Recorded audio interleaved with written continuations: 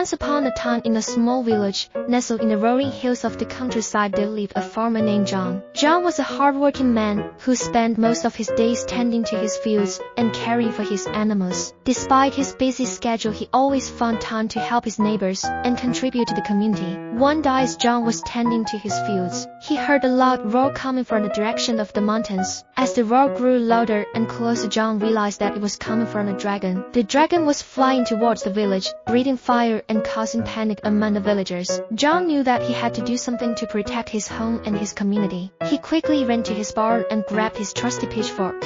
As the dragon flew closer, John stood his ground and faced the beast, determined to defend his village again despite the dragon. As fearsome appearance and powerful flames, John was not afraid. He knew that he was fighting for something much greater than himself. He stood his ground and faced the dragon head-on, ready to do whatever it took to protect his home and his loved ones. In the end, John's bravery and determination paid off. The dragon, impressed by John's courage, decided to spare the village and flew away. John became a hero in the eyes of the villagers, and his bravery was celebrated throughout the land. From that day on, the village lived in peace, and John was hailed as a champion who had saved them from the dragon's wrath. After the incident with the dragon, John found that he couldn't. He stopped thinking about the creature.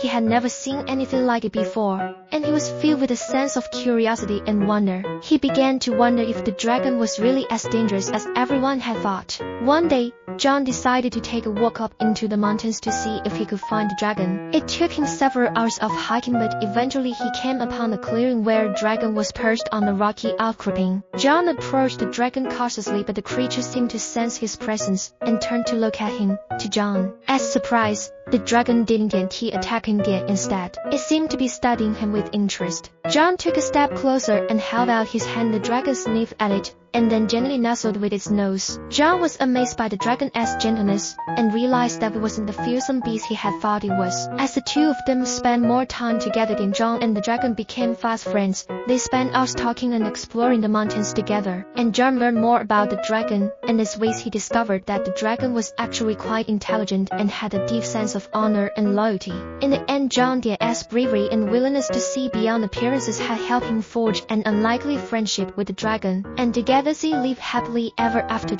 bringing joy and wonder to all those around them.